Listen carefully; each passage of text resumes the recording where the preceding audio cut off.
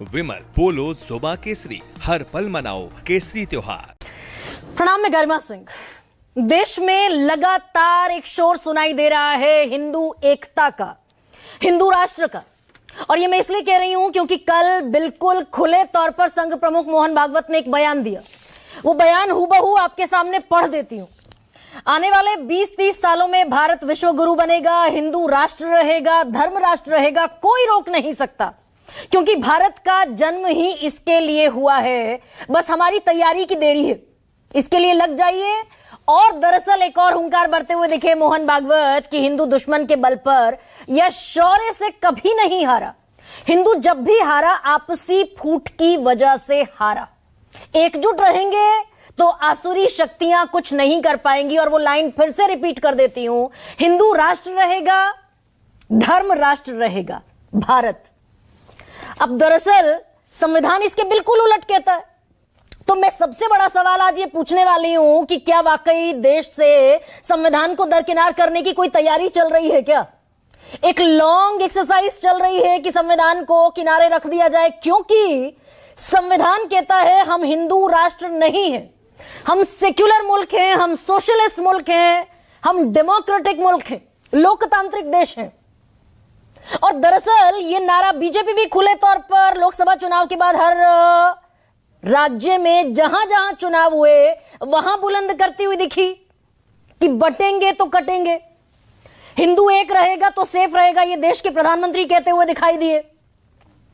अब लेकिन एक बयान पर और गौर करने की जरूरत है। वो तो लोकसभा चुनाव के बाद महाराष्ट्र लड़े, क्योंकि महाराष्ट्र में लोकसभा चुनाव में दलितों का बड़ा सेगमेंट, ओबीसी का बड़ा सेगमेंट चला गया इंडिया गठबंधन की तरफ। तो महाराष्ट्र में लोकसभा चुनाव में इंडिया गठबंधन बढ़िया परफॉर्म करता हुआ दिखा और विधानसभा चुनाव में फजीहत हो गई। वो नारा दरअसल चलता हुआ दिखाई दिया हिंदुओं का, बटेंगे तो कटेंगे। योगी आदित्यनाथ ने दिया, देश के प्रधानमंत्री नरेंद्र मोदी ने दिया। अभी बामुश्किल एक हफ्ता पहले बीजेपी के बड़े नेता बंगाल में, और बंगाल का ही आज जिक्र करने वाली हूं, शुवेंदु अधिकारी नेता प्रतिपक्ष क्या कहते हुए दिखाई दिए।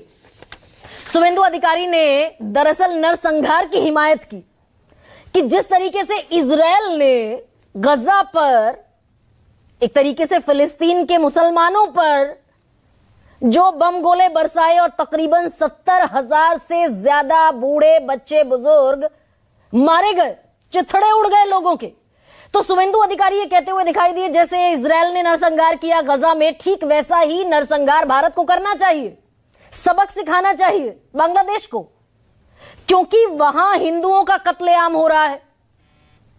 और देश की सरकार दरअसल हिंदू हित की सरकार है। 100 करोड़, मतलब भारत सरकार जो है वो 140 करोड़ की सरकार नहीं है, 100 करोड़ हिंदुओं की सरकार है, ये कहते दिखे शुवेंदु अधिकारी।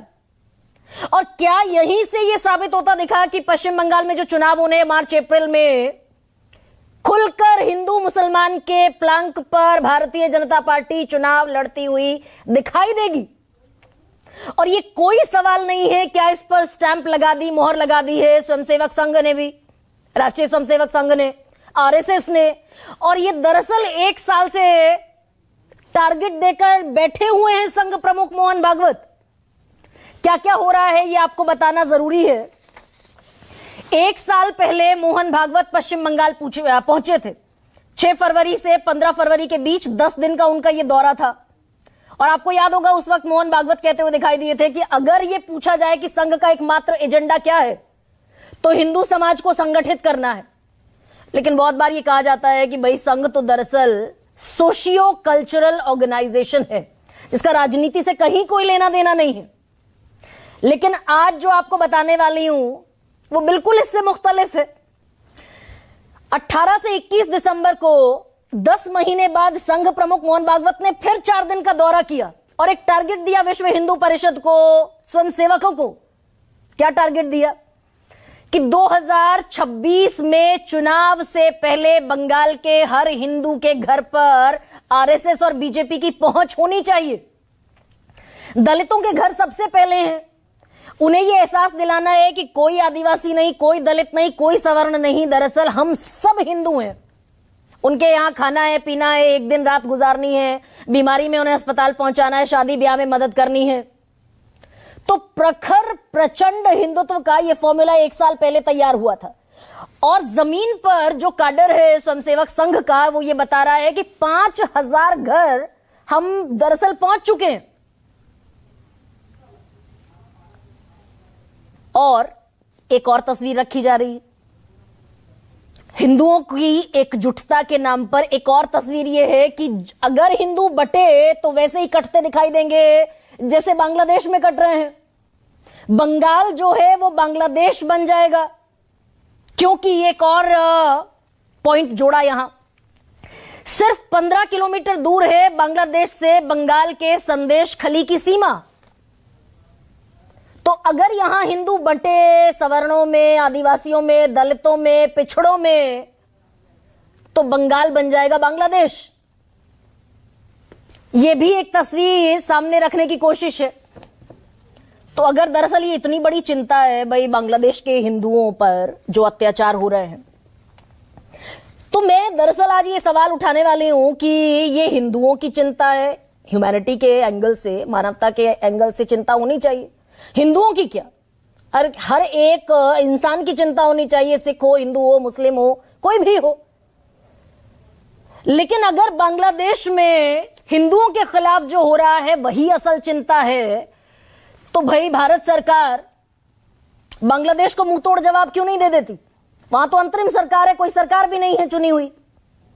जवाब दिया जा सकता है क्योंकि हम बांग्लादेश के साथ व्यापार करते हैं ठीक ठाक। बांग्लादेश हमारा क्या क्या खाता है, गेहूं, चावल, चीनी, प्याज, आलू, लहसुन, मसाले, फल, सब्जियां, कपास, रिफाइंड पेट्रोलियम, दवाइयां, मेडिकल सप्लाई, इलेक्ट्रॉनिक और इलेक्ट्रिक उपकरण, स्टील, सब भारत से जाता है बांग्लादेश को, निर्यात होता है।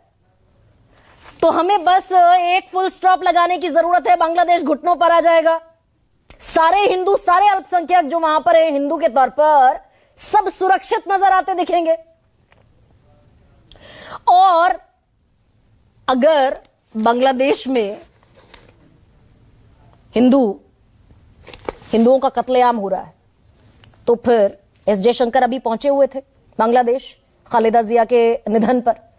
हम एक स्ट्रांग मैसेज देते हुए क्यों नहीं दिखाई दिए मोहम्मद यूनुस को? यह भी सवाल खड़ा होता है।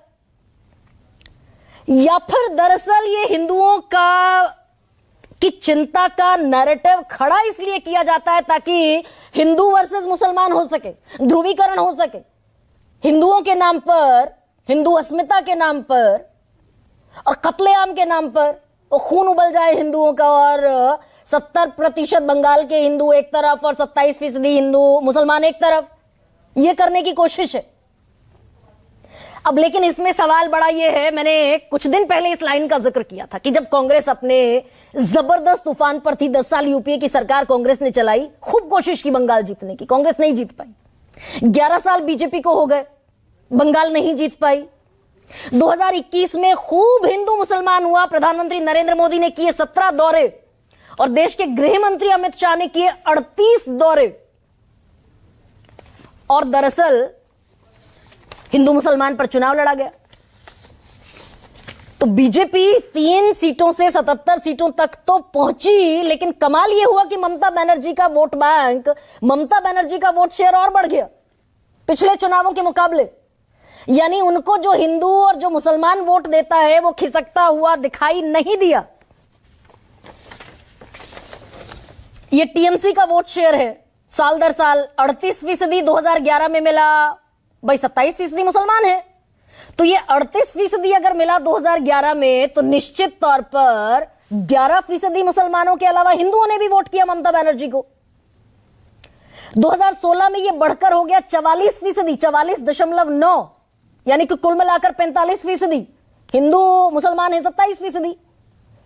और 2021 में ये और बढ़कर, 5 साल पहले जो चुनाव हुआ था उसमें बढ़कर हो गया 48%।